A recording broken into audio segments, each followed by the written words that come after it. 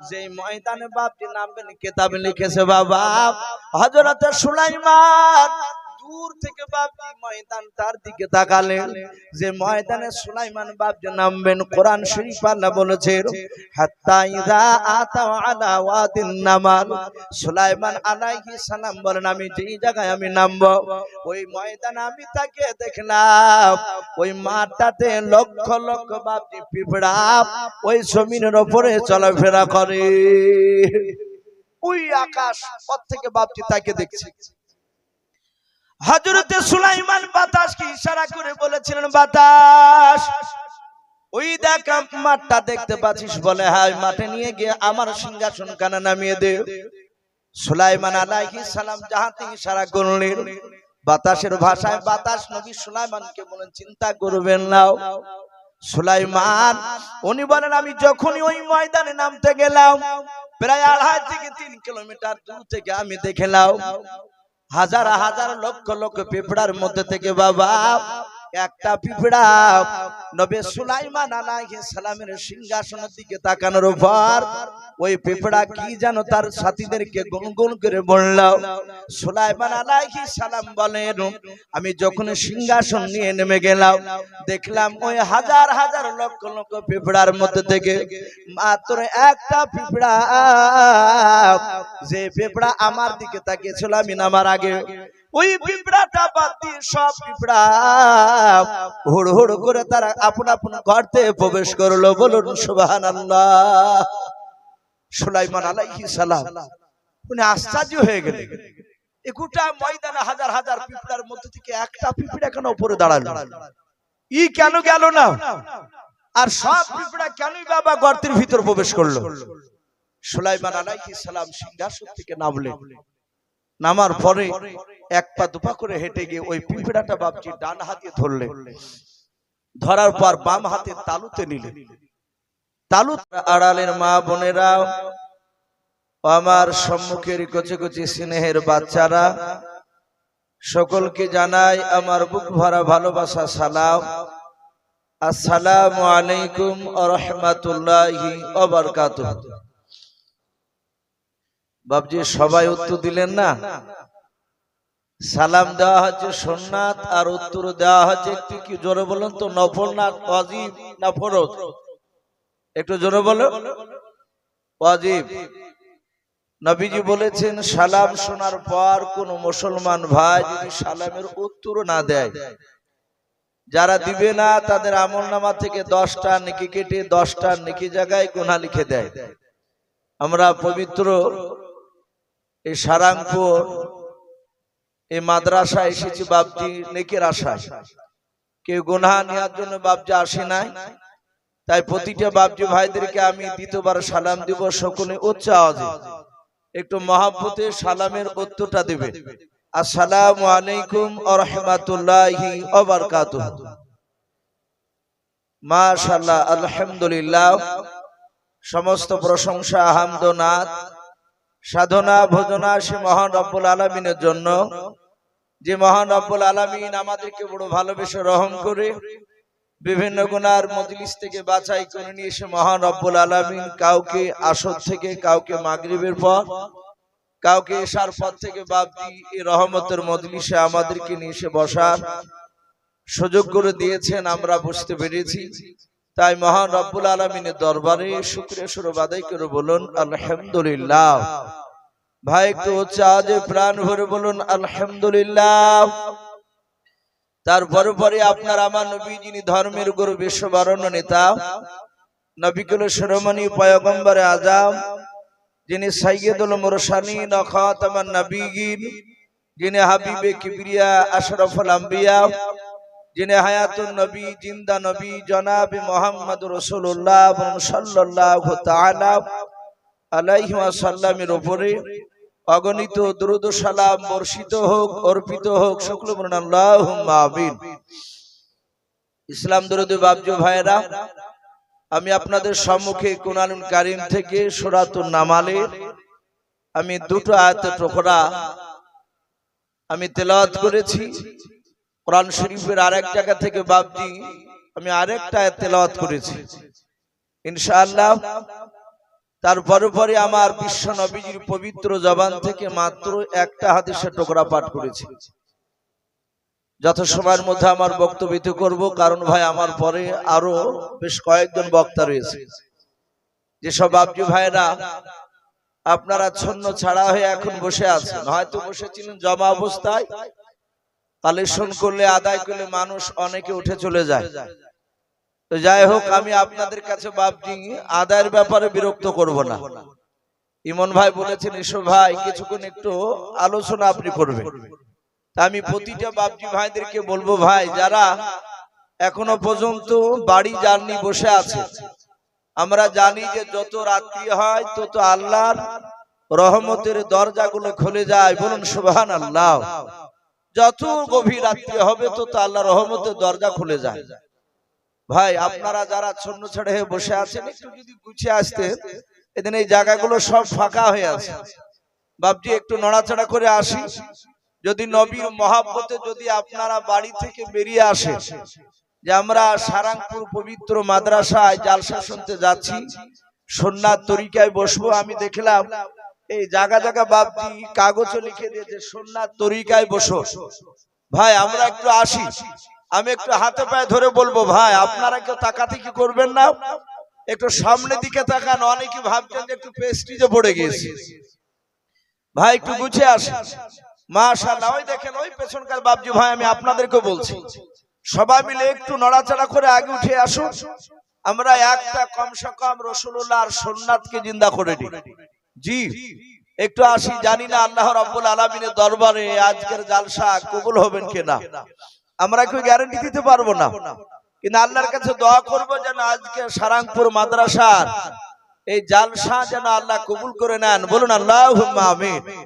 এই জালসা যদি বাপজি কবুল হয়ে যায়, আলহামদুলিল্লাহ, জান্নাত যার জন্য এটা যথেষ্ট হয়ে দাঁড়িয়ে যাবে। ভাই একটু আসি শোনা, যদি নবীর মহাব্বতে যদি আসেন তাহলে আসেন, লজ্জা করবেন না। আর যদি নবীর মহাব্বতে না আসেন তাহলে বাপজি ডেকে রাখতে পারবো না। একটু আসি ভাই। ওই যারা পেছনে দাঁড়িয়ে আছে যুবক, আমি তোমাদেরকে বলছি, যেহেতু মজমা ভেঙে গিয়েছে, রাত্রি 11টা বেজে গেলে মানুষ আর থাকতে চাইছে না, কিন্তু ভাই এটা আদায়ের জালসা, আদায়টা হচ্ছে মেন। তাই ভাই একটু আদায় করতে গিয়ে হয়তো সময়টা একটু দেরি হয়ে গিয়েছে ওঠার। এই জন্য ভাই আমি অনুরোধ করবো আমরা বিরক্ত না হয়ে একটু জমে বসে যাই। আমরা জানি সারা পৃথিবীতে মহান রব্বুল আলামিন 1,24,000, এটা মিশকাত শরীফের হাদিস। আর একটা বাপজি কিতাবে আমরা এরকম ওলামার মুখে শুনতে পাই যে মতান্তরে 2,24,000, বলে না 1,24,000, মতান্তরে 2,24,000। আল্লাহ রাব্বুল আলামিন দুনিয়ার বুকে নবী রাসূল পাঠিয়েছেন এই মানুষের মধ্যে থেকে। জিনেদেরকে নিয়ে বাপজি গণে নাই। 1,24,000 কিংবা মতান্তরে 2,24,000, এদেরকে শুধু নবী নয় জিন শুতে ধরেছে তা নয়, এ সব বাপজি মানুষের মধ্যে থেকে আল্লাহ এই নবী রাসূলগুলো পাঠিয়েছে। এতগুলো নবী রাসূল আমরা জানি কোরআন শরীফে বাপজি মাত্র কটা নবী রাসূলের নাম লেখা আছে জানা আছে বাপজি আপনাদের কারো? অনেকে হয়তো শুনতে পারে গোটা কোরআনে তাহলে কটা নবী রাসূলের নাম? গোটা কোরআন শরীফে বাপজি মাত্র 25টা নবী রাসূলের নাম আছে। বলুন আলহামদুলিল্লাহ। তাহলে আমি বললাম 1,24,000, মতান্তর 2,24,000 নবী রাসূল। এতগুলো নবী রাসূলের মধ্যে থেকে মাত্র 25টা নবী রাসূলের নাম এই কোরআন শরীফে দেওয়া আছে। সমস্ত নবী রাসূলদের বাপজি একটাই উদ্দেশ্য ছিল যে পথহারা মানুষেরা তারা কিভাবে আল্লাহ আল্লাহ রাসূলকে চিনবে, তারা জাহান্নামের রাস্তা থেকে বাপজি তারা জান্নাতে কিভাবে যাবে। এই যে আপনারা এখানে বাপজি এই মাদ্রাসা করছেন নতুন, এই মাদ্রাসা তৈরি করার পেছনে বাপজি আপনাদের উদ্দেশ্য আছে, কারণ আছে।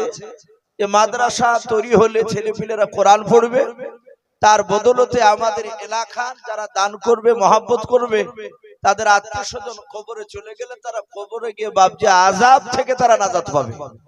তাই তো নাকি বাপ? এটা হচ্ছে বাপজি আমাদের উদ্দেশ্য। যে তারা যেন জাহান্নামের আগুন থেকে যেন তারা জান্নাতের রাস্তায় যায়। মহান রব্বুল আলামিন প্রতিটা নবী রাসূলকে তারা আল্লাহ রব্বুল আলামিন তার দ্বীনের দাওয়াতের কথা বলেছে। কোরআন শরীফে যে 25টা নবী রাসূলের নাম এসেছে ওনারাও বাপজি দ্বীনের দাওয়াত দিয়েছে। আমি আজকে আপনাদের সামনে আলোচনা করব যে আমি সূরাতুন নামাল থেকে বাপজি দুটো আয়াতের টুকরা তেলাওয়াত করেছি। যারা উলামা তারা আশা করি আমার খুতবাতি বুঝতে পেরেছেন যে আমি কোন বিষয়ে আলোচনা করব। আলোচনা করব নবী সুলাইমান আলাইহিস সালাম সম্পর্কে। আমরা আশা করি নাম শুনেছি। আল্লাহ রাব্বুল আলামিন দুনিয়ার বুকে বহু নবী রাসূল আল্লাহ পাঠিয়েছেন। আমি বলছিলাম এই সুলাইমান নবী আলাইহিস সালামের ব্যাপারে মহান রব্বুল আলামিন বলেছেন যে আমি সুলাইমান আলাইহিস সালামকে এত ইলম জ্ঞান দান করেছিলাম।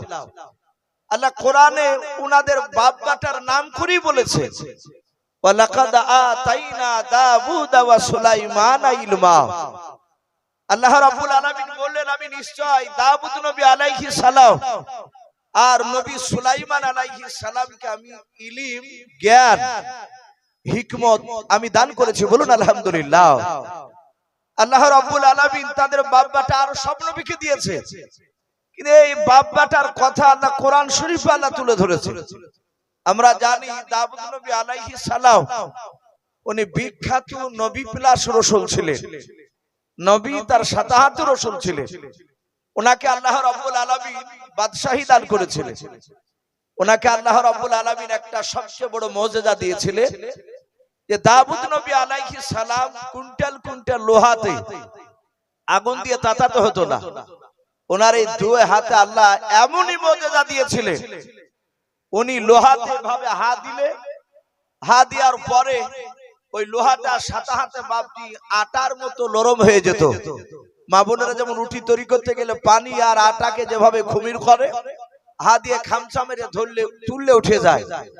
তো সুলাইমান আলাইহিস সালামের আব্বা দাউদ নবী আলাইহিস সালাম উনি লোহাতে হা দিয়ে আগুন দিয়ে তাতাতেন না, উনি টেনে টেনে যা মন চাইতো উনি তাই তৈরি করতেন। বলুন আলহামদুলিল্লাহ। এটা ছিল দাউদ নবী আলাইহিস সালামকে আল্লাহ রাব্বুল আলামিন এই মুজিজা দিয়েছিলেন। ওনার ছেলে সুলাইমানের ব্যাপারে আল্লাহ বলছেন আমি তার ছেলেকেও ইলম জ্ঞান দান করেছিলাম, ওনাকেও বাদশাহী দান করেছিলাম। বাপজি আমার সোনার লালারা এখানে অনেক রকমের মানুষ আমরা আছি। এক শ্রেণীর মানুষ আমাদের উলামায়ে দেওবন্দের ব্যাপারে বাপজি কিছু ভুল কথা প্রচার করে। তারা বলে যে উলামায়ে দেওবন্দরা নাকি বলে যে নবীদের জ্ঞান আর সাধারণ মানুষের জ্ঞান সমান। বলুন আস্তাগফিরুল্লাহ। কোন সময় এক করা যাবে বাপ? নবীদের জ্ঞান আর সাধারণ মানুষের জ্ঞান কোনদিনই এক নয়। আমাদের উলামায়ে দেওবন্দের আকীদা সারা পৃথিবীতে বাপজি যে কোনো একটা নবী সব নবী নয়, যে কোনো একটা নবীর জ্ঞান যদি এক পাল্লা রাখা হয় পৃথিবীতে যত মানুষ বাপজি এসেছিলেন চলে গিয়েছিলেন বর্তমান যারা আছে কিয়ামত পর্যন্ত যারা আসবে সবারই নেকি যদি বাপজি উপর পাল্লায় নেকি নয় জ্ঞানকে যদি উপর পাল্লা রাখা হয় কার জ্ঞানের পাল্লা ভারী হবে বাপ? একটু জোরে বলুন। ওই নবীর জ্ঞানের পাল্লাটা বাপজি ভারী হয়ে যাবে। আল্লাহ রাব্বুল আলামিন এই সুলাইমান আলাইহিস সালামকে জ্ঞান কেমন দান করেছিলেন কিতাবে লিখেছে সুলাইমান আলাইহিস সালামের বয়স তখন বাপজি মাত্র 4 থেকে 4.5 বছর বয়স। আর একটু বলি সুলাইমান আলাইহিস সালামের জামানায় মানুষ বয়স পেত 200 বছর, 250 বছর, 300 বছর পর্যন্ত। বলুন সুবহানাল্লাহ। তাহলে 300, 250, 200 বছরের মোকাবিলায় সুলাইমান আলাইহিস সালামের বয়স 4 বছর থেকে 4.5 বছর, মানে একেবারে ছোট। সেই সময় নবী সুলাইমান আলাইহিস সালাম ওনার বাড়ির পাশে রাস্তা পালাঙ্গে খেলাধুলা করছিলেন। হঠাৎ করে বাপজি দেখলেন সুলাইমান আরো যে 8-10টা বাচ্চা ছেলের সাথে খেলা করছিলেন। উনি খেলাধুলা করতে করতে দেখলেন দুটো মেয়েতে ঝগড়া করতে করতে চলে যাচ্ছে। সুলাইমান খেলা বন্ধ করে দিয়ে বাপজি ওই মেয়ে দুটোর দিকে তাকালেন। মেয়ে দুটোর দিকে তাকালেন, দেখলেন ওই মেয়ে দুটো তারা একটা বাচ্চাকে কোলে নিয়েছে। দুজনের কাছে দুটো বাচ্চা নয়, একটা বাচ্চা একটা মেয়ের কোলে আছে, সে তো ধরেই আছে।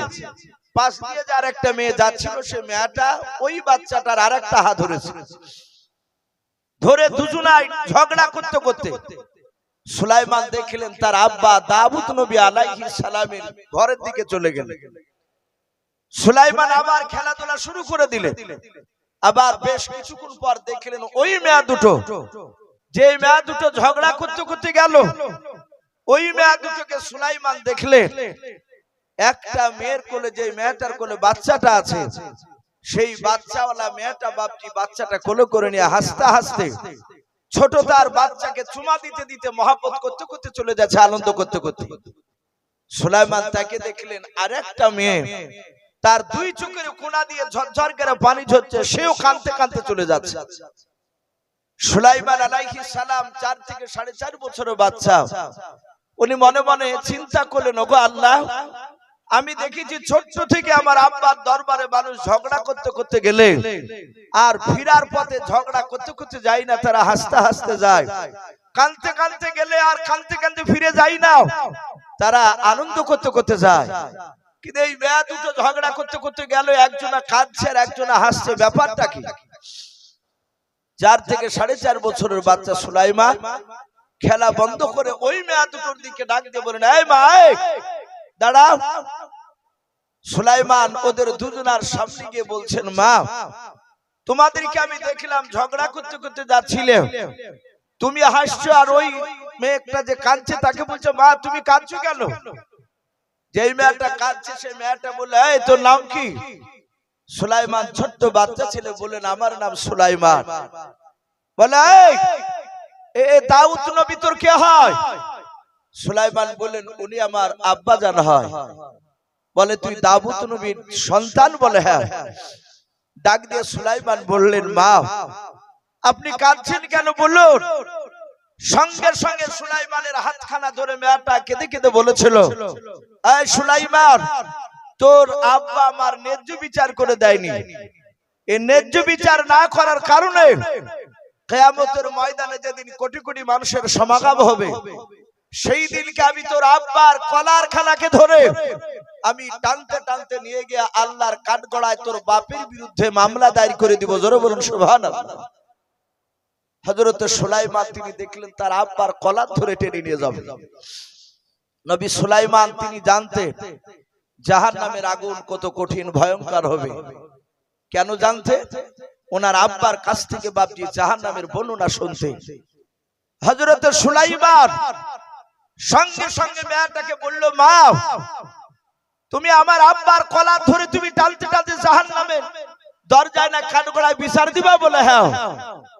বলে, আমার আব্বা এমন কি অন্যায় করলো যে তুমি আমার আব্বার বিরুদ্ধে বিচার দিবা?